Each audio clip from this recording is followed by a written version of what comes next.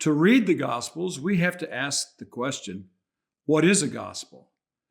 And in the history of the church and in the history of Bible study, people have asked this question many times.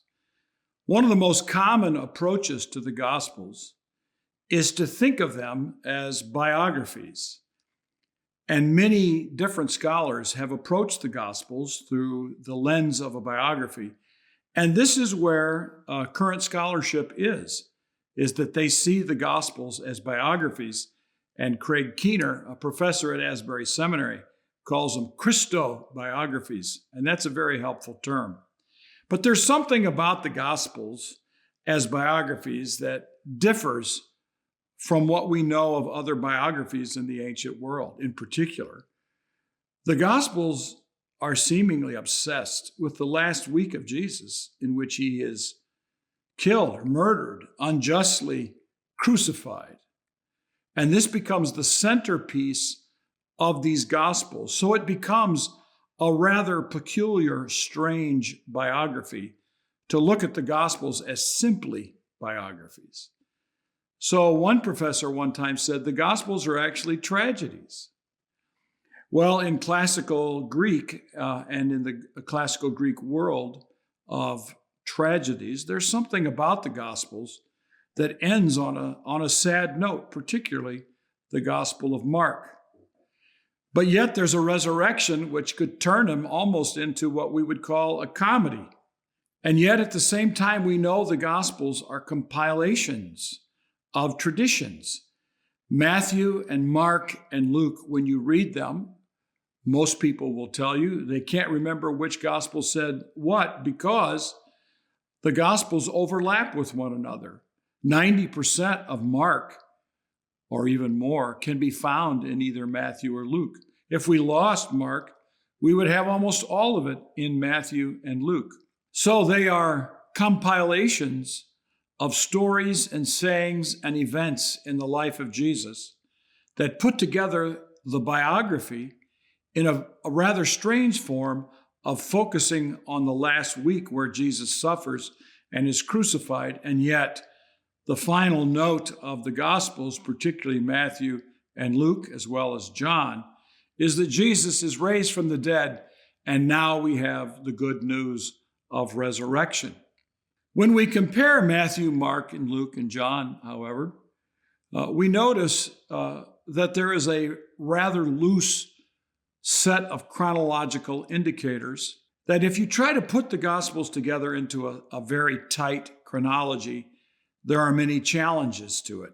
So many challenges that many people give up. I remember I one time made a small card for every paragraph in all four Gospels and tried to put them together. And one of my professors told me, good luck, you'll never make it. Because the chronological connections are not always clear, we have to look at the Gospels as biographies that end with crucifixion and resurrection that are not entirely chronological, but yet they move from the birth of Jesus and the announcements of his birth, and Luke moves it back to the announcements about John the Baptist's birth, and John moves it back even deeper to creation itself. But there aren't dates. There are not objective datings very often. Luke tells us a little bit, but mostly the Gospels are not chronological biographies the way we would write a biography today. We have to enter back again into the first century to see how they would write a biography. There's other sides to the Gospels that are not the way we do things today. And I don't know if you're a reader of biographies, but if you are, you will know that there's almost no introspection into the life of Jesus. Occasionally, we hear that he has emotions, but there's no psychological probing. It's about what Jesus did. It's about what he said. It's about the events in his life. And as a result, his character is revealed.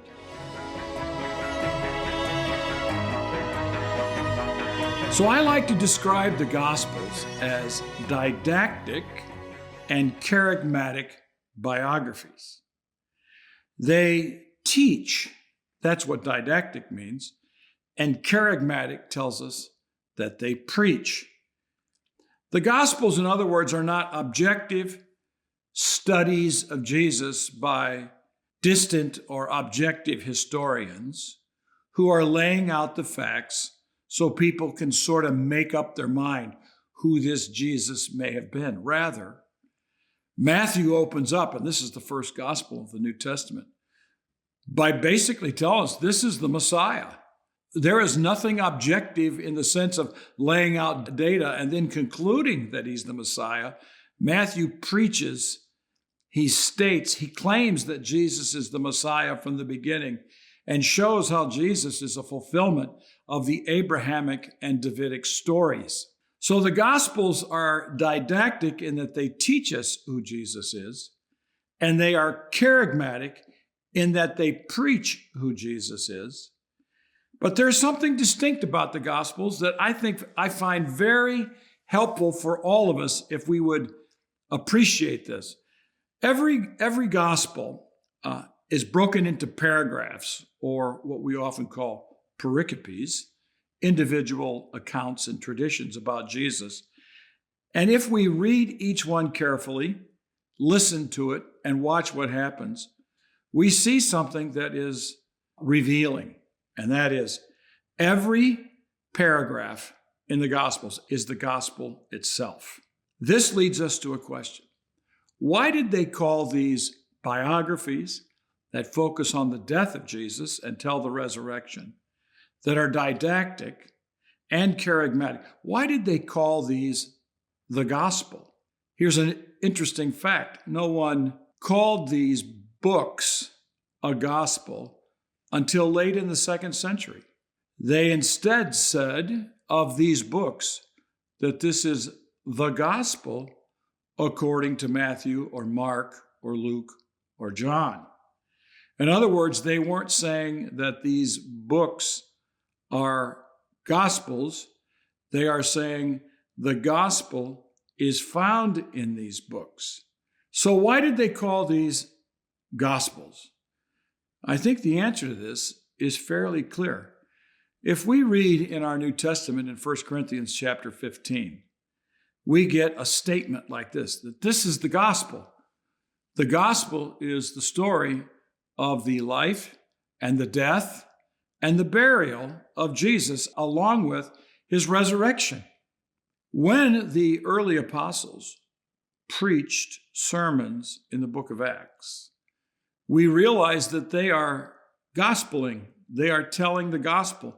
When Peter responds in Pentecost, when Paul responds to churches in Antioch, they tell the story of Jesus. When Peter talks to Cornelius, he outlines the life of Jesus. And that outline in Acts 10, that outline in Acts 2, Paul's outlines in Acts chapter 13 and 14, are very similar to the outlines in Mark, Matthew, and Luke.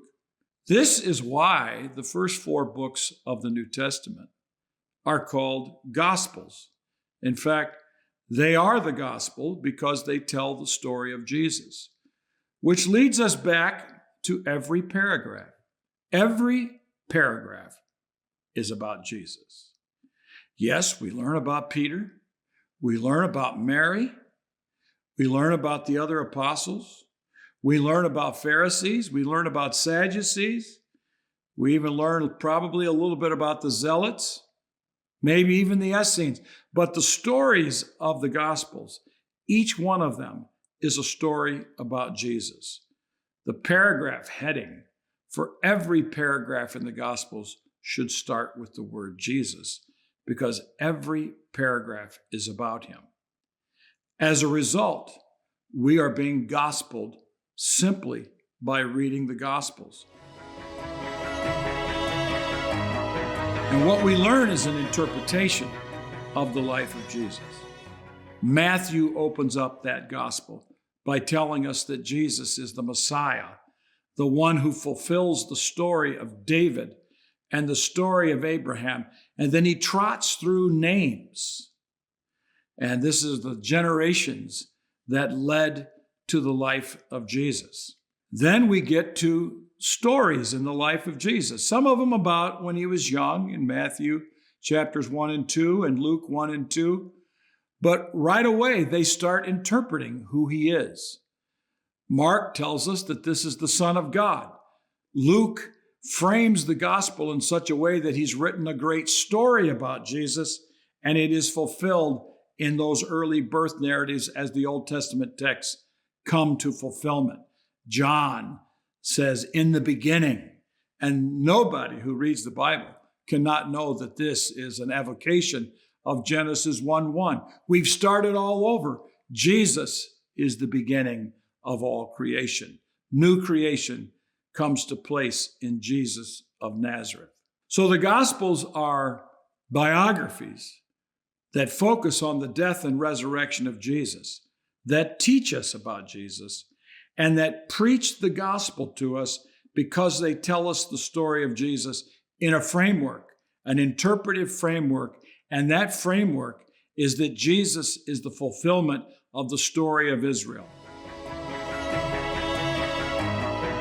Not only is every passage in the Gospels about Jesus, but every passage in the Gospels draws us into the story of Israel. But they do so in a rather emphatic way by focusing so much of their energy on the last week of Jesus, where Jesus suffered and died. This brings to fulfillment the atonement passages of the Old Testament and tells us that Jesus has died for us.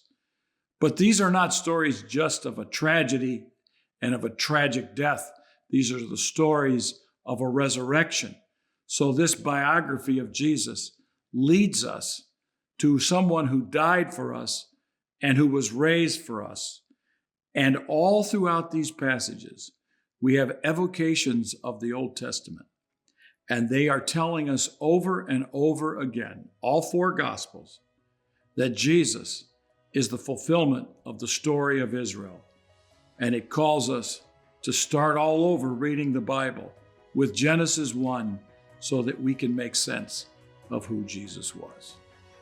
If every gospel passage is about Jesus, and every one of those leads us to go back to the Old Testament to read it so we can understand Jesus, we are led to ask the question, what is the story of Israel? How do we put this Old Testament narrative together so that it leads us to Jesus?